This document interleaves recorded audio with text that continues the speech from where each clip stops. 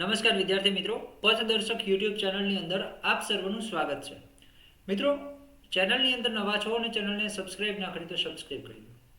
GSRTC કંડક્ટરની ભરતી સંદર્ભે ઘણા બધા વિદ્યાર્થીઓના વોટ્સઅપના માધ્યમથી તેમજ યુટ્યુબ ચેનલમાં પણ ચેટબોક્સની અંદર એમના મેસેજ હોય છે કે સાહેબ કંડક્ટરનું મેરિટ ક્યારે આવશે. દરેક વિદ્યાર્થીનો એક જ પ્રશ્ન છે કે સાહેબ કંડક્ટરનું મેરિટ ક્યારે આવશે. હવે તો ઘણા બધા દિવસો થઈ ગયા. તો મિત્રો, કંડક્ટરના મેરિટ બાબતે કેટલીક ચર્ચા આપણે આજના આ વિડીયોની અંદર કરવાના છીએ. તો સૌથી પહેલાં ચેનલની અંદર જો નવા હો તો ચેનલને સબસ્ક્રાઇબ કરી દો અને સબસ્ક્રાઇબ કર્યા બાદ બાજુમાં આપેલું જે બેલનું આઇકોન છે એને અવશ્ય પ્રેસ કરો.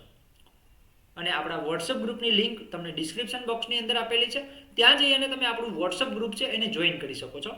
વોટ્સઅપ ગ્રુપની અંદર તમને જીએસઆરટીસીને લગતી માહિતી જે છે એ મળતી રહેશે. જીએસઆરટીસીની અંદર ઉપયોગી થાય, કંડક્ટરની ભરતીની અંદર ઉપયોગી થાય એવી માહિતી પણ તમને ત્યાં પ્રાપ્ત થતી રહેશે. તો મિત્રો, ચેનલને અવશ્ય સબસ્ક્રાઇબ કરી દો અને વોટ્સઅપ ગ્રુપને પણ જોઈન કરી દો. તો હવે વાત કરીએ કંડક્ટરના મેરિટ બાબતે.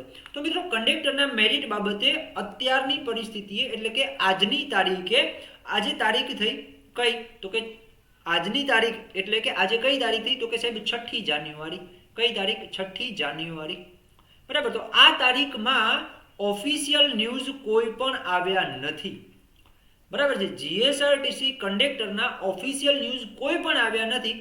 ક્યારે આવશે મેરિટ એ આપણે કહી શકીએ નહીં, કારણ કે ઓફિશિયલ ન્યૂઝ આવે છે એના પછી આપણે જણાવી શકીએ કે ક્યારે આવી શકે છે. બાકી હવામાં ગોળીબાર આપણે એમ કરીએ કે સાહેબ 15 દિવસ પછી આવી જશે, ફાઇનલ આવી જશે, તો એ ના પણ આવે. કારણ કે જ્યાં સુધી ઓફિશિયલ જાહેરાત નથી આવતી ત્યાં સુધી કોઈ પણ વસ્તુને આપણે જે છે એ સ્વીકારી ના શકાય. પણ હા, શા માટે મેરિટની આપણે રાહ જોઈ રહ્યા છીએ? આવો પ્રશ્ન હોઈ શકે કે મેરિટની શા માટે આપણે રાહ જોઈ રહ્યા છીએ.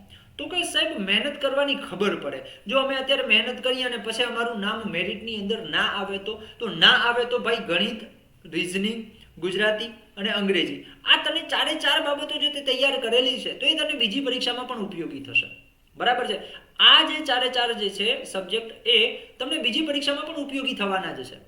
બરાબર. એટલે ક્યારે મેરિટ આવશે એને સાઈડમાં મૂકો અને જે પ્રિપેરેશન છે એ તમારી સ્ટાર્ટ રાખો અને ક્યાંય વચ્ચે બ્રેક ના લો.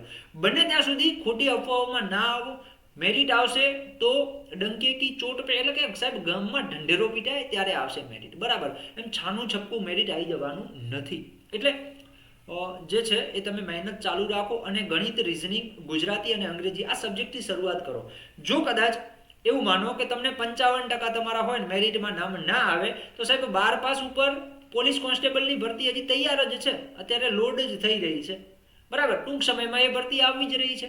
ઓકે. તો આ તમારું ગણિત અને રિઝનિંગ તો તમને એમાં પણ કામ આવવાનું છે. ઓકે. એ ઉપરાંત હાઈકોર્ટની અંદર બેલીફની પણ ભરતી આવવાની છે. બરાબર. તો એની અંદર તમને આ ગુજરાતી કામ આવવાનું છે. બરાબર.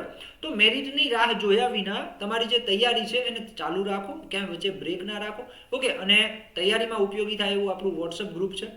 તમે એના ઉપર મેસેજ કરી, આ જે નંબર છે એના ઉપર તમે જીએસઆરટીસી ટાઈપ કરી અને મેસેજ કરી શકો છો અને જોડાઈ શકો છો.